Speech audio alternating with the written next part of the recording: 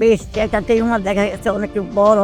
Biopsy পরীক্ষা করার পর ওনারা বললো যে আপনার ক্যান্সারের ভাইরাস আসছে, পাওয়া গেছে। ক্যান্সারের জীবাণু পাওয়া গেছে।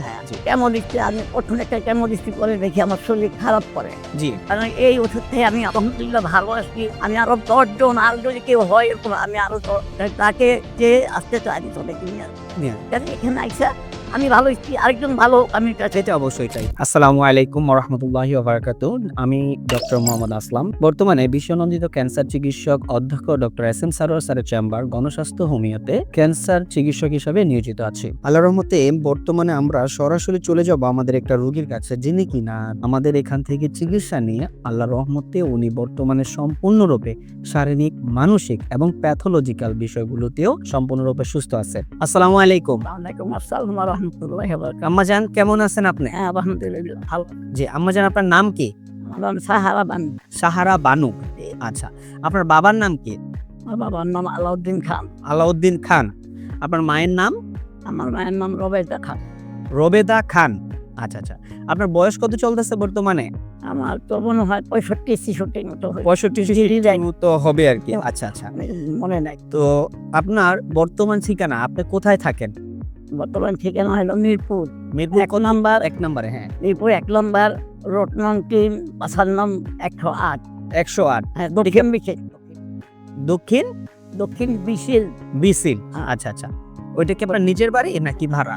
নিজের বাড়ি। আমার বাবার বাড়ি। আপনার বাবার বাড়ি এখানে, মানে আপনার স্থানীয় ঢাকা মিরপুরে। হ্যাঁ। জি জি। আচ্ছা আচ্ছা, আপনি সর্বপ্রথম কি সমস্যা নিয়ে ডাক্তারের কাছে গিয়েছিলেন? আমি যখন প্রথম ডাক্তারের কাছে গিয়েছিলাম আরেক জায়গায়, আমি ডায়াবেটিস ডায়াবেটিস বারডেম হসপিটালে? হ্যাঁ বাদেন। হ্যাঁ, আচ্ছা আচ্ছা, আমাদের এলাকায় আমার ওই ছিল টিউমার, ওই বেশ একটা টিউমার দেখা গেছে অনেক বড়। ঘেমে গেছি, পরে যাওয়ার পরে তারা আমার পরীক্ষা নিরীক্ষা করলো। জি জি। বায়োপসি পরীক্ষা করার পরে, বায়োপসি পরীক্ষা করার পরে ওনারা বললো যে আপনার ক্যান্সারের ভাইরাস আসছে, পাওয়া গেছে। ক্যান্সারের জীবাণু পাওয়া গেছে। হ্যাঁ। জি। এখন হওয়ার পরে যাই হোক, আমার এখানে ওনারা অপারেশন করার পরে এটা ভালো করে আমি বেথিং করে নাই। জি। বেথিং না করার পরে আমার এই জায়গাটা একদম ফুলে গেছিল। আচ্ছা, আমি পানি জমে গেছে। পানি জমার পরে আমি ম্যাডামকে বললাম, ম্যাডাম বলে আয় আল্লাহ আপনার কেমন একটু দেরি করে আসছিলেন। আমি বলছি ম্যাডাম আপনি তো বলেন নাই। তারপরে ওইখান থেকে আমি আসছি ওই যে কি বলে ক্যান্সার হাসপাতাল, ওই লোকে মহাখালী ক্যান্সার হসপিটালে। নোয়াখালী যাওয়ার পর ওইখানে আমি ডাক্তারকে দেখাইলাম। দেখানোর পরে উনি আমার এই বেশি এখানে পানি জমেছিল, ওই পানিগুলি বের করে দিচ্ছে। জি। বের করে দিয়ে বলছে যে আপনাকে এটা সবসময় পরিষ্কার রাখতে হবে। তা আমি বলে ঠিক আছে, ওনারা কোনো যে কেমন দেন ওইখানে থাকতেই বললো কেমন কেমন কেমন দেওয়ার কথা বল। কেমন দিচ্ছি আমি, প্রথম একটা কেমন দিচ্ছি, পরে দেখি আমার শরীর খারাপ করে। জি। কেমন দিয়ে শরীর খারাপ করে। খারাপ থাকে। হ্যাঁ। হ্যাঁ, শরীর খারাপ করে, বমি হয়, অনেক সমস্যা। আচ্ছা, আপনি সর্বোপরি মানে ওই চিকিৎসাগুলো চালানোর অবস্থায় মহাখালী থেকে কি আপনি সুস্থ হয়েছিলেন নাকি? না, সুস্থ হয়েছি যখন বলো যে কেমন দিচ্ছি একটা দেওয়ার পরে তারপরে বলছে যে আপনি বাসায়। আমি বলছি যে আরো লাগবে 8টা। আচ্ছা, আমি বলছি না স্যার আমি হাত দিব না। জি। তারপরে বলছে কিভাবে থেরাপি দিতে হবে। স্যার আমি কুলাইতে পারবো না। বলে যে না আপনার দিতে হবে। আমি স্যার না আমি দিব না, দেখি আল্লাহ ভরসা। আমি বাসাইতে পারি। আচ্ছা, আপনি আমাদের ঠিকানাটা কিভাবে পাইলেন? তারপরে এই তখন এক বছর না 2 বছর পরে আবার দেখি এখানে একটা টিউমার। মানে তখন কেমন দেওয়ার পরে মোটামুটি একটু নিয়ন্ত্রণে ছিল আপনার।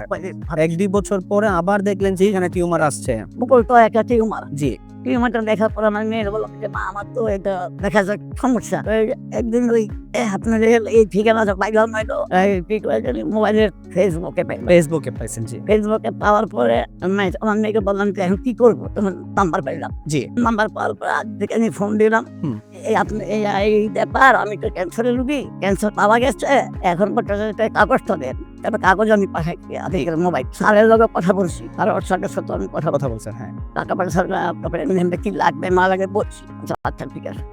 আসার পরে স্যার আমার দেখে ওষুধ লিখে দিয়ে ওষুধ দিয়েছে। দেওয়ার পরে আমি খাই। চিকিৎসা দেওয়ার পরে আপনার টোটাল কত মাস ওষুধ খেয়ে আপনি আবার পুনরায় পরীক্ষাগুলো করছিলেন? 4 মাস ওষুধ খাইছি। 4 মাস আমাদের এখান থেকে ওষুধ খাইছেন। ওষুধ খাওয়ার পরে আপনারা আমরা যেটা সবসময় বলে থাকি যে 4 মাস পরে আমরা পরীক্ষা করাবো, আমরা সেই পরীক্ষাগুলো করাইছি। পরীক্ষাগুলো করানোর পরে আলহামদুলিল্লাহ আমরা রিপোর্ট অনুযায়ী দেখলাম, যে রিপোর্টটা বর্তমানে আমার হাতে, রিপোর্ট অনুযায়ী আমরা দেখলাম যে আল্লাহর রহমতে ওনার যে বগলের এখানে বা ব্রেস্টে যেই টিউমারটা ছিল, ওটাতে যে ক্যান্সার ছিল, ক্যান্সারিয়াস যত মার্কারগুলো আছে সবকটা ক্যান্সারিয়াস মার্কার অলরেডি নেগেটিভ। ওই পরীক্ষাগুলো করার পর আলহামদুলিল্লাহ দেখলাম যে বর্তমানে সম্পূর্ণরূপে নেগেটিভ আছে। এখন কথা হলো আল্লাহর রহমতে আপনি যে ক্যান্সার থেকে মুক্তি পাইলেন আল্লাহর রহমতে স্যারের সহায়তায়, আল্লাহ যে আপনাকে মাফ করছে, এই বিষয়ে আপনি একটু বলেন। বিশ্ববাসীর কাছে আপনি কি বলতে চান? তাই বলতে চাই যে আল্লাহ রাব্বুল আলামিন যে আমাকে ভালো করছে, এখানে আইসা আমি খাইছি, হাড়ের ওষুধ খাইয়া ভালো হয়েছি। আমি চাই যে আমার মতো যখন ক্যান্সারের রোগীরা আরো আসুক, এখানে আইসি চিকিৎসা নিয়ে ওনারও আমার মতো ভালো হোক, সুস্থ হোক। আর তাকেও ধন্যবাদ, অনেক অনেক ধন্যবাদ। জানি না এটা আমার আল্লাহর হুকুম হয়েছে, এর জন্য আমি এখানে আসছি না। এইটাই আমার কথা, কারণ এই ওষুধ থেকে আমি আলহামদুলিল্লাহ ভালো আসছি। আমি আরো 10 জন, আর যদি কেউ হয় এরকম, আমি আরো তাকে যে আসতে চাই চলে কিনে এখানে আইসা আমি ভালো হচ্ছি, আরেকজন ভালো আমি সেটা অবশ্যই চাই। আপনারা আসেন গণস্বাস্থ্য হোমিওতে, দেখেন আমাদের চিকিৎসা ব্যবস্থা, দেখেন আমাদের চিকিৎসা পদ্ধতি সম্বন্ধে জানেন এবং আমাদের এখান থেকে চিকিৎসা নেন। সুস্থ করার মালিক উপরআল্লাহ।